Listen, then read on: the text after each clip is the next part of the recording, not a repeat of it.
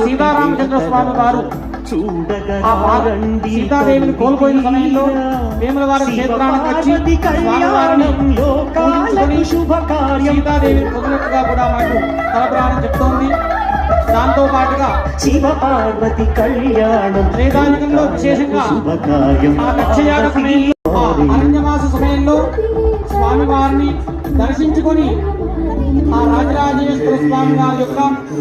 కరుణాకటాక్షాల చేత కురుక్షేత్ర యుద్ధాన్ని కూడా జయించినట్టుగా మనకు తలపురాణం చెప్తోంది. ఈ కాలానుగుణంగా కలికాలం ప్రారంభంలో రాజరాజేశ్వర స్వామి వారు ఇప్పుడు ఎక్కడైతే ధర్మగుండం ఉందో ఆ ధర్మగుండ స్థలంలో ఆవిర్భావమయ్యారు. ఒకనాడు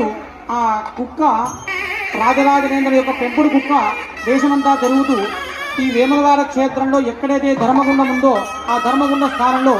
బురదగుంటలా ఉండేది. ఆ బురదగుంటలో వచ్చి కూర్చుండేసరికి వెంటనే ఆ కుక్క యొక్క మయో భవేత మయో భవే మయో భవేత నమో నమస్తమయో భవే మయో భవేత నమః మయో భవగితి మయః భవే